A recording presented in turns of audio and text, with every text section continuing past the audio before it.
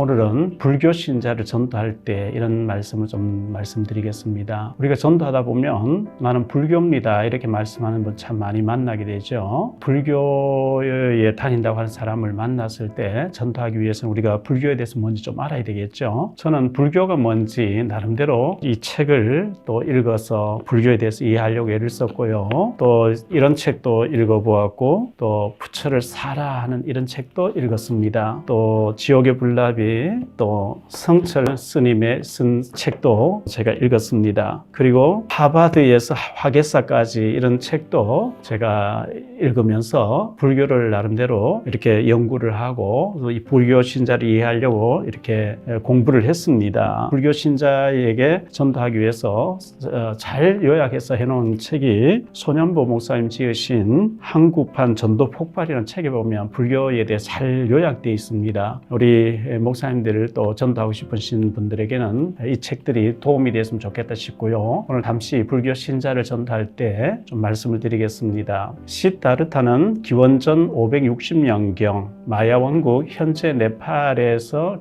네팔의 황제의 아들로 태어났습니다. 80여 년 살았고 기원전 480년경에 죽었습니다. 가족 관계는 아버지는 수도 다나였고 어머니는 마야 부인이었습니다. 아내는 야소다라였고 아들은 라울라라고 하였습니다. 석가모니는 불교의 창시자입니다. 본명은 고타마 시다르타입니다. 고타마는 성씨이고 시다르타는 이름입니다. 고대 인도의 샤카 부족의 소왕국인 카팔라의 왕인 정반왕과 마야 부인 사이에서 왕자로 태어났으나 인간의 삶이 태어나고 늙고 병들고 죽는 생로병사로 이루어져 있음을 인식하고 이를 벗어나고자 하여 왕세자의 지위를 버리고 출가하여 보리수나무 아래에서 6년간 수행하다가 도를 깨우쳤다는 것이 불교 교리이죠. 시다르타가 깨우쳤다는 것은 인간의 모든 번민이 왜 오는가, 그 뿌리는 욕망에서부터 오는 것이구나, 이렇게 그 욕망을 버려야 한다는 것을 해탈이라고 이렇게 얘기하죠. 한국에는 불교 교리가 불교와 유교가 뒤섞여 있는 것이 현실입니다. 고구려 시대 때는 불교가 국교가 지대에 있었습니다. 그러나 이시조선 2조 500년 동안에는 유교를 받아들였습니다. 그래서 불교와 유교가 섞여 있다고 봐야 됩니다. 부처님이 도를 깨우치고 인도에 가서 불교 교리를 전파했습니다. 인도는 옛날부터 지금까지 힌두교가 뿌리 깊게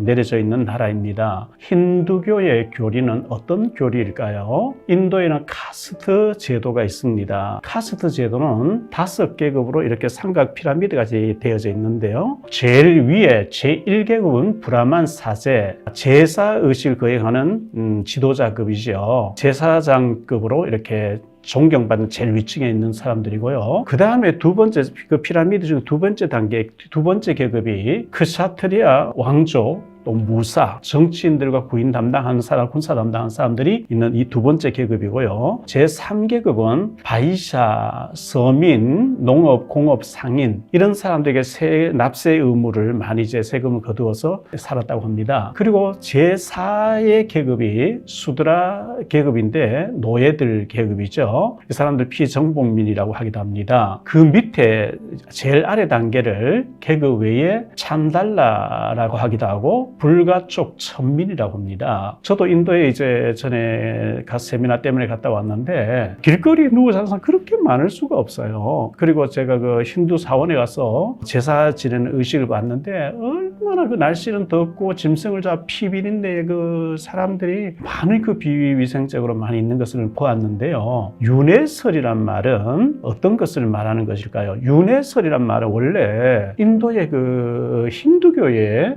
설입니다. 그 제일 아래층 밑바닥층에 사람 불가촉 천민 같은 경우는 너무 그 인권이 없이 짓밟히기 때문에 억울하다고 데모하고 인간답게 살자 뭐 이렇게 할 수도 있는데 그러면 안 된다는 거예요. 왜냐하면 너희들이 지금 아래층으로 천민으로 태어난 것은 전생에 잘못 살았기 때문에 지금 그 아래층으로 태어났기 때문에 아무리 인권이 밟히고 짓눌리고 이렇게 살아도 순종하고 반항하지 않아야 다음에 한 단계 위로 이렇게 태어날 수 있다. 그게 윤회선입니다. 석가모니는 인도에 가서 자기가 깨달은 불교 교리를 가지고 봤을 때 이 힌두교의 카스트 제도가 제일 악한 제도라고 그걸 잘못대로 지적했다가 추방당해서 쫓겨나온 거예요. 그런데 우리나라 한국에 있는 불교 신자들 보고 불교에 무엇을 믿습니까 하면 부처님 믿습니다. 부처님은 뭘 믿습니까 하면 윤회설 믿습니다. 윤회설이란 힌두교의 카스트 제도에서 나온 것이고 부처님은 그걸 가장 나쁜 제도라고 얘기했던 것이라니까요. 섞여 있다니까요. 욕심을 버리면 무아의 경지에 이르게 되는데 이것을 니르바나 즉 열반의 세계라고 얘기를 하죠. 석가모니는 단 한 번도 자신을 믿으면 극락에 갈 수 있다고 말한 적이 없습니다. 제 아들이 석가모니에게 선생님 사람이 죽고 난 다음에 어떻게 됩니까? 라고 물었을 때 내가 살아서 일도 모르는데 죽고 난 뒤 일을 어떻게 알겠느냐 이렇게 답하였다고 합니다. 만행 스님 쓴 책 하바드에서 화개사까지라는 책에도 나와 있습니다. 석가모니는 제자 목련에게 나는 도를 찾아가는 구도자이지 구원자가 아니라고 하였습니다. 카스트 제도는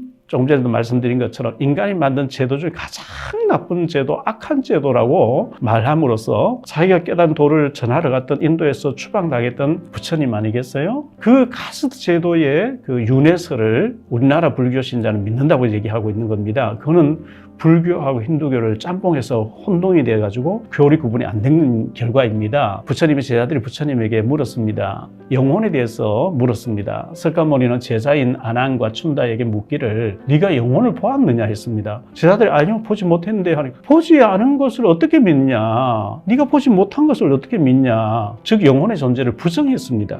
영혼은 없다는 거예요. 그러나 간혹가다 재생은 된다. 이래 또 얘기를 했어요.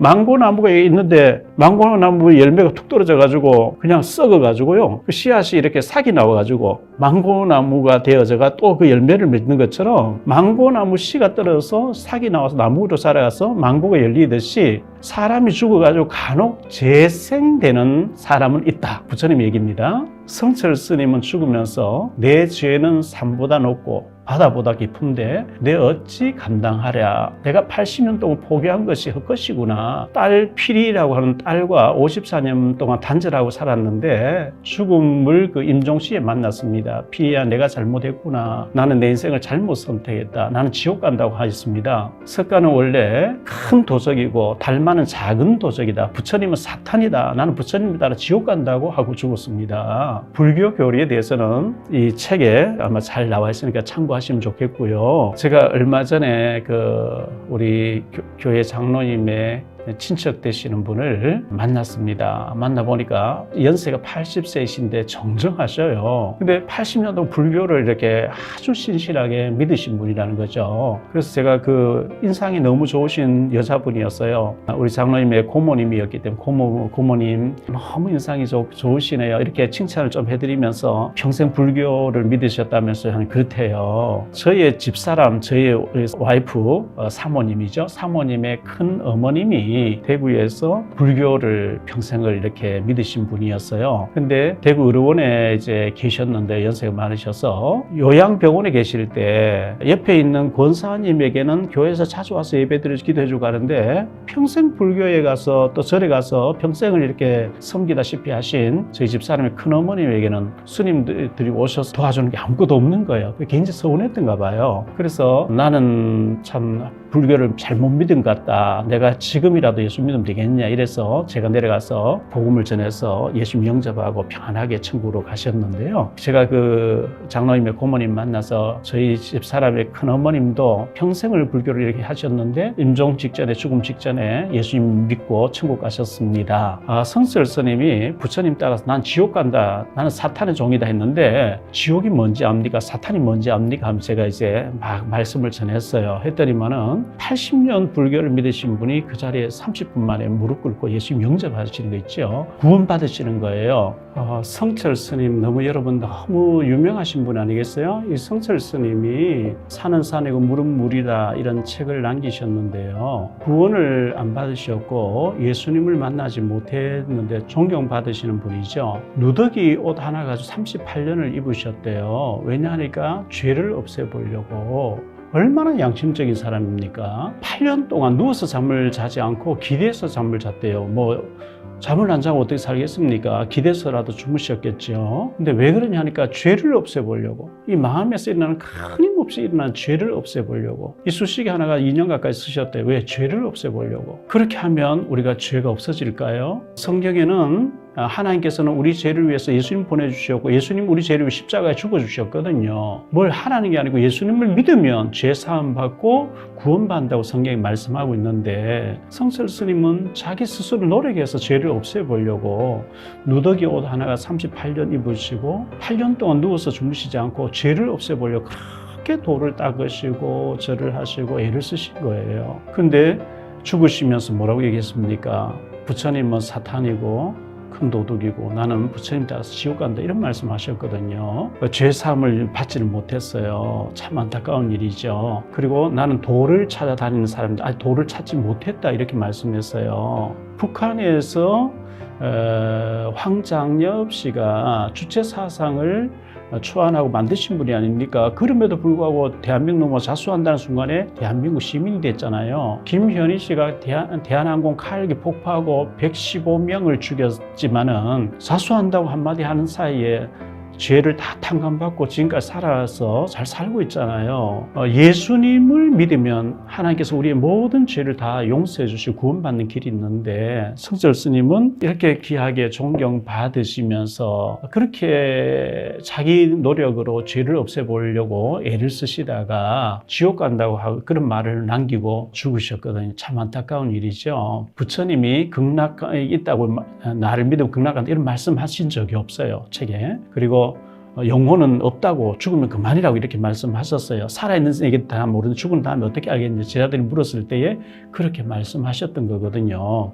성철 스님이 이렇게 죽고 난 뒤에 서울대생들 여러 명이 머리를 깎고 절에 들어갔다고 들었습니다. 정말 안타까운 일이었죠. 예수님을 믿으시면 영원한 생명을 얻게 됩니다. 불교 믿으시는 분들에게 또 답을 못 찾고 계신 분들도 믿다가 낙심한 사람들에게 불교 교리가 잘 정리가 되어져서 우리가 많이 전도할 수 있는 그런 축복이 있었으면 좋겠습니다. 주의 이름으로 사랑합니다. 여러분의 구독과 좋아요, 알림 설정은 전도와 선교에 큰 도움이 됩니다.